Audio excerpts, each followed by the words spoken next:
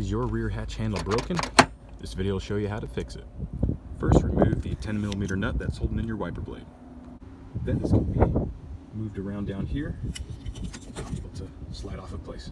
To access the rear hatch handle, first you have to remove the lower carpeted portion of the hatch held in by 5 fasteners.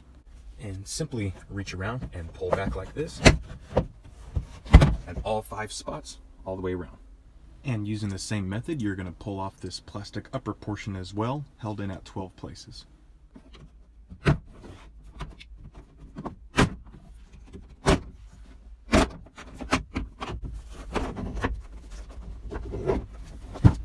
Using a 10mm socket wrench, remove these 3 bolts here.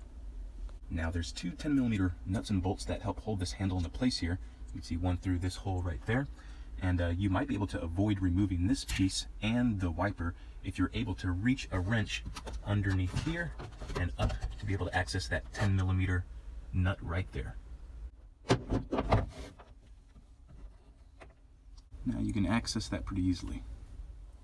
And there's also one more 10mm nut that needs to be removed right there. And mine was not able to come out because on the other side this was just spinning in place and it was tearing up the housing right there on this trim piece on the back of the hatch here.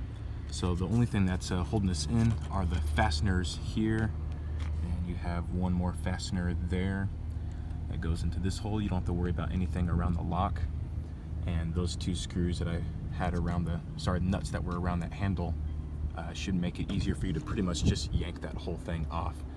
But I had no choice but to break this part in the corner. I had to replace this handle because the spring was all messed up, so every time you squeeze the handle, it would just stay into place and not move back like it should. Make sure you save these rubber washers whenever you put your new handle back on. New handle's definitely going to work much better. Make sure everything's lined up, and then you should be able to just push this trim piece into place. Put those 3 nuts back into place there. Then put your wiper motor back on and fasten it with the 3 bolts. Put your top cover piece back on, then your lower carpeted piece. Now that that is all snapped back into place, we can move to our wiper blade. Put the 10mm nut back into place, close your cover, and let's give it a test. Victory.